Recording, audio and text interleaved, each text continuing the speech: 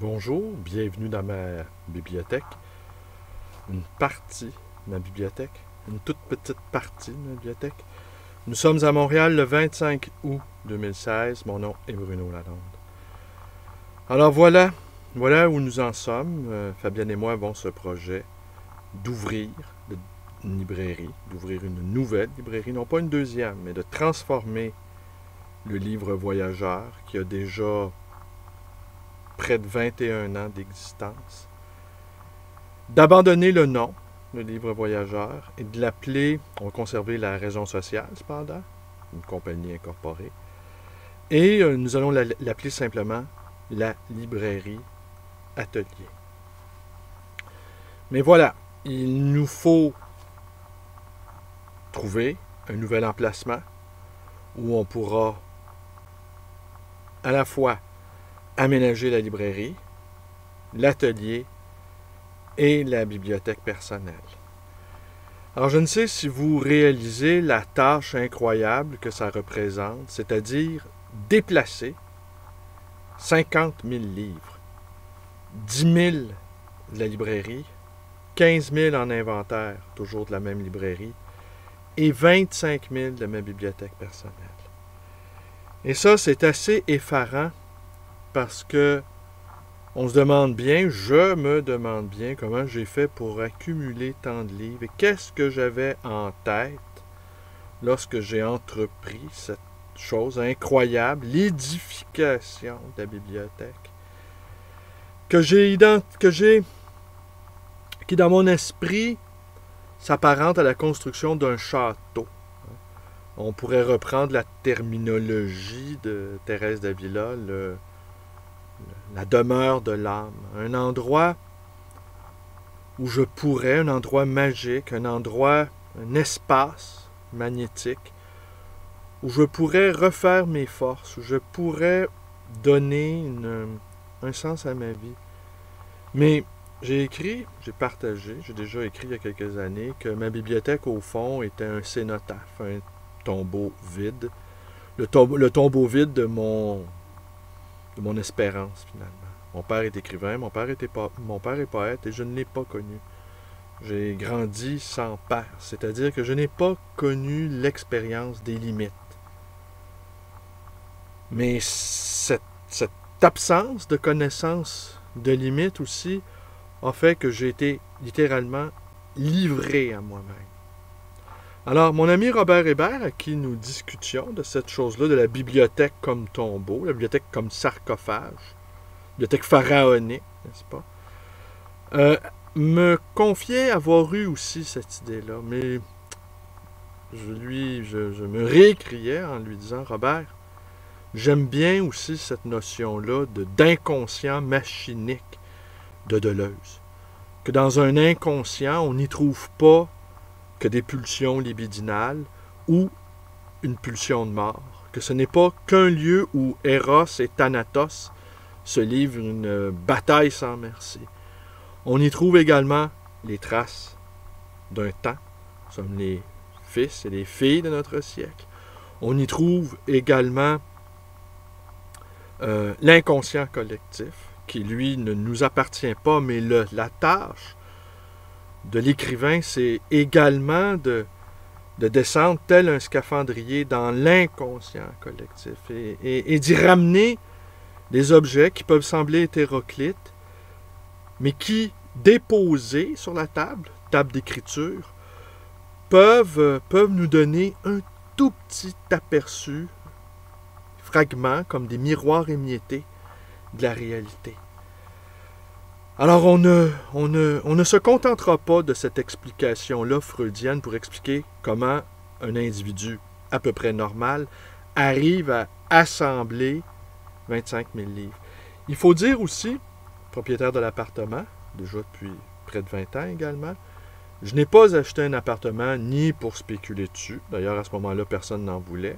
Tout le monde répétait ad nauseam que l'immobilier, c'était pas un bon investissement. Une autre histoire.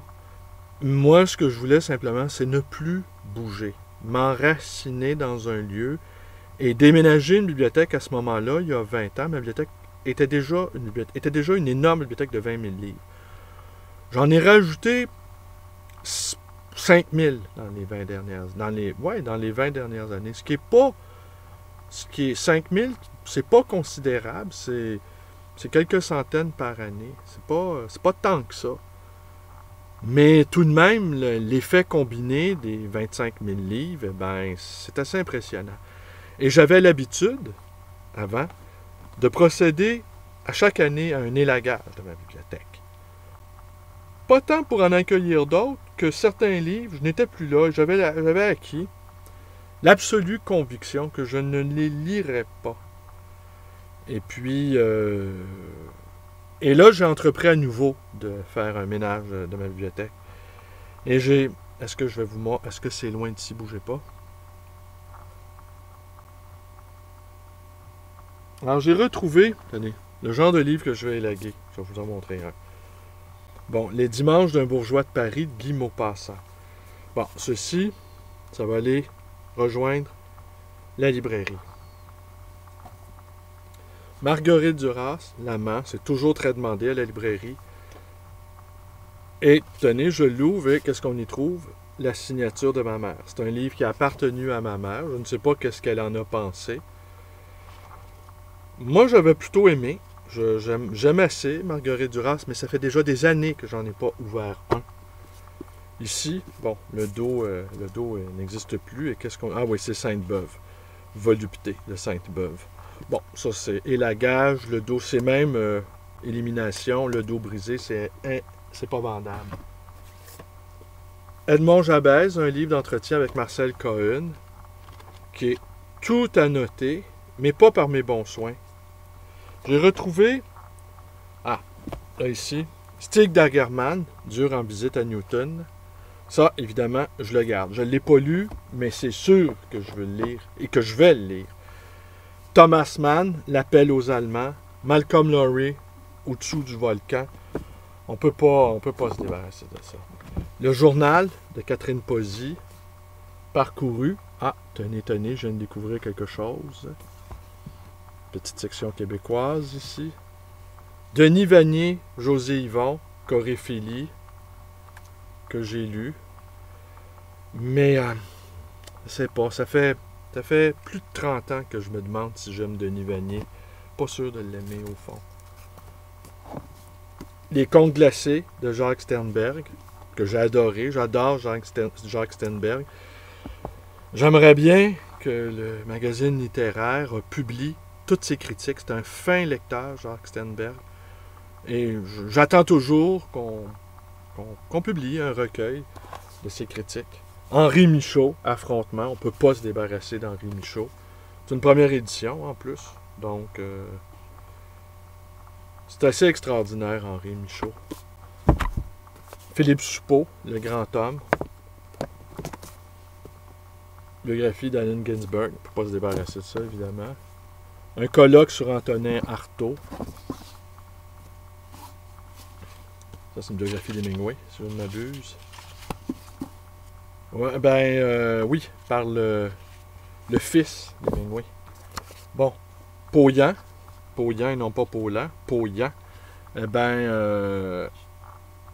Illustré par André Lotte. Le dos est brisé. Ça, je l'ai dans l'édition complète. Et on y retrouve l'autographe de Roland Bélanger, qui avait la librairie Joseph Delteil sur la rue Saint-Denis.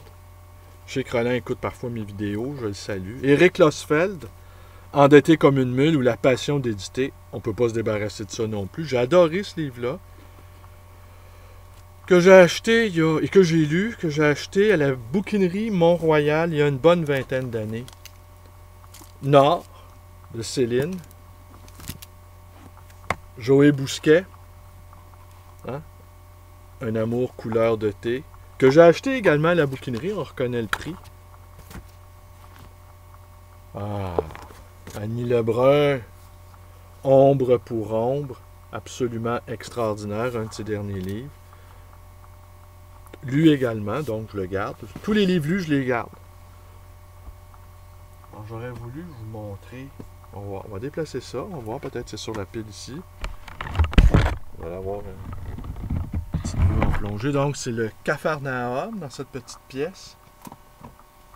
Alors, attendez, on va prendre cette dernière pile-là. Ah ben, je sais pas. Je trouve plus ce que je voulais vous montrer.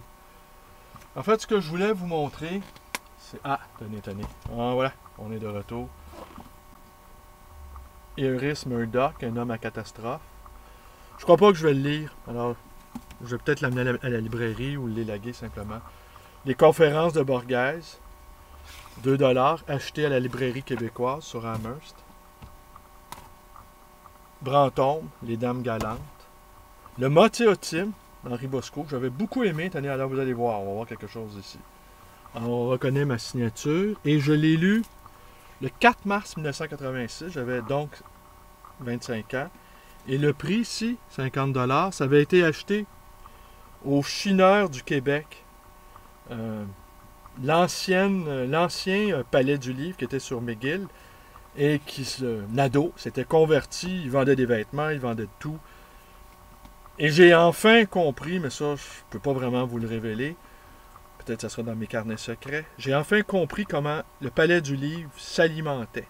Parce que pour moi, ça a été un grand mystère. Le palais du livre, ça a été, de mon vivant en tout cas, la plus incroyable librairie que j'ai vue de ma vie. Au Québec. En fait, ça a été la plus incroyable librairie que j'ai jamais vue. Point. Alors donc, 50 sous, le Motéotime, un très beau livre. Je ne sais plus, aujourd'hui on n'y plus Henri Bosco. Les derniers jours de Charles Baudelaire, de Bernard-Henri Lévy. J'en ai lu 3-4 Bernard-Henri Lévy. Et celui-là, je l'ai lu le 16 janvier 1989. Si ma mémoire est bonne, il avait gagné le Goncourt pour ça. Alors je conclue avec deux qui appartiennent, c'est des artefacts préhistoriques de ma propre vie, parce que je les ai lus le 24 août, presque jour pour jour, 1980. Alors, c'est une petite étude de Paul Vendôme consacrée à Louis-Ferdinand Céline. Je vais vous lire un passage souligné. Et Brasillac, lu le 31 mars 1982. J'avais 21 ans. Pas à noter. Donc, ça n'a pas dû m'impressionner beaucoup. L'attention à l'existence. Mais le Paul Vendôme, qui est un bon critique,